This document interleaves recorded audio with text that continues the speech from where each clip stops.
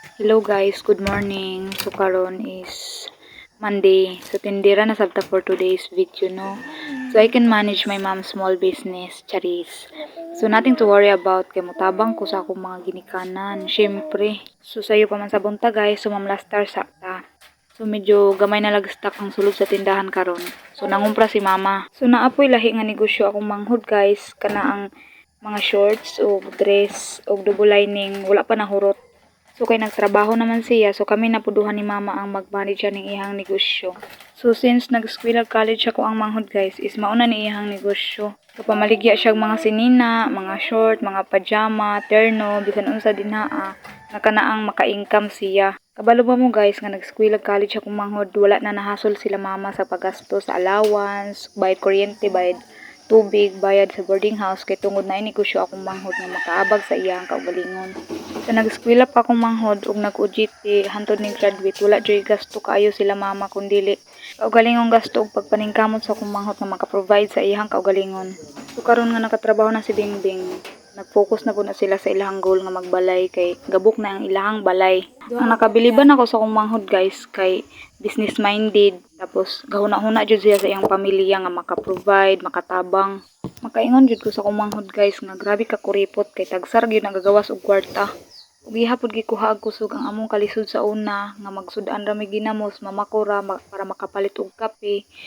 Tungod sa among kalisod, mas naningkamot akong manghod, mas naningkamot mi nga maka-provide sa among kaugalingon nga arong dili na may makatilaw lang og kanaang way sud-an pag mangaon. So kaning tindahan ni mama sa una guys is dito ra gyud ni sa among balay, dili gyud ni nakaseparate, wala ni nakaseparate. So mao to guys na naningkamot sila mamag-uma, nananom sila kalabasa. So sa wala damha, ikaluyan sila nga niabot og tag 25 pesos ang kilo sa kalabasa. So katong ilahang kalabasa is dako jud to sila. So dako halin akong mama ato. So mao tong gisugod nila og pagabas, palit og mga materyales para sa tindahan. So mao na ni karon. Dili jud nato mabalaan ang panahon guys, no. Kung maningkamot lang jud ta, magbunga jud tanan natong kahago. Ug himuon na tong motivation tanan pagsulay nga niabot sa atong kinabuhi kay mao man ay makapahatag sa ato og kusog nga mas maningkamot. Akong mama guys, kung makakwarta siya, iha jud nang ipalit og butang kay arong makita. Arong dili mawala ba kay kung imo ra na ipalit og mga pagkaon sima-sima, di jud na makita ikalibang ra na nimo. Akong mama guys, sa una pa lang dalaga pa siya, galiner na siya, gapamalit siya gulay tapos gina-deliver bitaw niya sa mga gina-retail niya. So hantod na lang na minyo siya, nagkaanak na siya, tapos nanay mga apo, maura gyud gihapon ang trabaho sa akong mama. So siguro guys no, kay padulong man gyud na matigulang man gyud akong mama guys no, dili na makakaya mag-liner, mag-deliver og gulay sa mga agoy.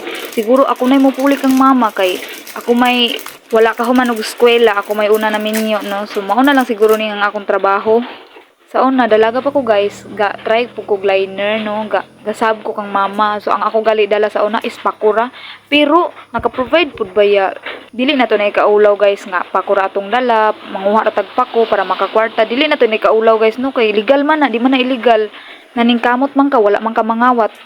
Ako dili jud ko maulaw nga taga bukid ra ko, nya pobre ra ang source of income ra pagyud is kanang gulay or makapanghornal ra kung bana, makakwarta ra mi ana ba. Nya mga repairay man po na siya mga appliances. Malipay na lang man pud mi nga maka-income mi ginagmay oy. Ang importante naningkamot ka nga wala kag giapakan nga mga tawo, naningkamot ka nga legal ang imuhang trabaho, dili illegal. Ako nga nung maulaw man ko nga manguha ra mig sili ni mama arong makakwarta, manguha ra ganas arong makakwarta, manguha ra pako arong makakwarta, bisan unsa nalay panguhaon nga mga gulay nga makakwarta lang nga maka-income lang. Sus,